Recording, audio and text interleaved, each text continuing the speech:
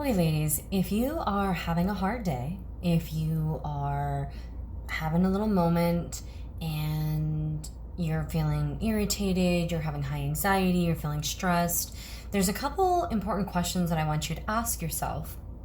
I want you to evaluate, what was my sleep like last night? When is the last time that I ate? When is the last time that I drank some water? How much caffeine have I had today? What kind of food have I eaten today? How much fat, how much protein, how much carbohydrates? Also evaluate, do I need to take a break? When did I last take a break? Am I stressed out? Is this displaced anxiety or stress, or is this anger? What am I feeling? Really just like take a moment to check in. Sometimes we even forget to breathe, as crazy as that sounds.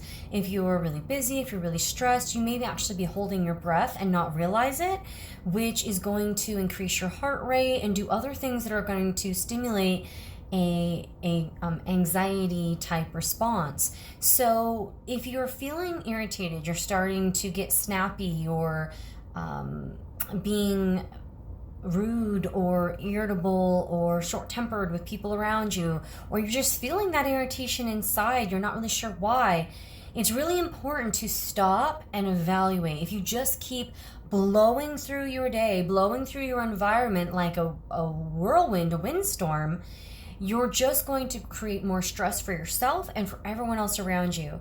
So it's important that as we take responsibility for our health, particularly our mental health, that we always stop and evaluate what we're feeling, what has led to those emotions or physical sensations, what are our present needs at the moment, how can we address those, and stop and address them, right? It's important that we do this, because when you do that, sometimes you might realize, you know what, I really just need a nap. Okay, maybe now I can communicate to my family or whatever and ask, can someone maybe watch the children or the dogs or grandma or whatever, so you can excuse yourself and just go take a 20-minute power nap. Maybe you realize you haven't eaten. Something as basic as that, and your blood sugar is tanking and you're feeling all of the physical symptoms associated with blood sugar crash. And you just need to take a little time out and get something to eat and wait 15 minutes and you'll feel better, right? So maybe you need to just postpone leaving and going out to take your friend or your roommate or your kid to the store, or something like that, so that you can wait 15 minutes for your blood sugar to regulate. These are the types of things that we need to do in order to manage our mental health, because if you struggle with mental health, mental illness, mood-related disorders, those things are, especially diagnosable mental illness, is drastically impacted by your hormones, by your other physiological symptoms.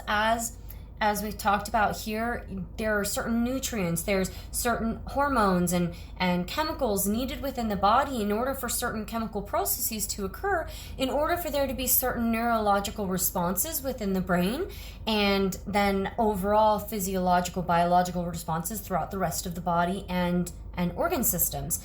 So it's not surprising that your hormones and whether or not you're sick and would impact your mental health.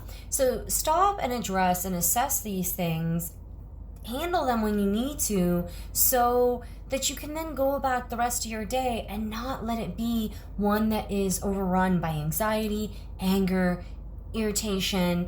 So just some little tips there. I know it's all basic, simple knowledge, but sometimes we need to be reminded of that, and then we have to be able to stop and remind ourselves and do what's needed for our mind and our body and our spirits in order to get through every day being the happiest, healthiest, and most stable that we can possibly be. I hope that this video is helpful to you. Thank you for your time and your energy. As always, much love, and I'll catch you next time. Ciao. Bye.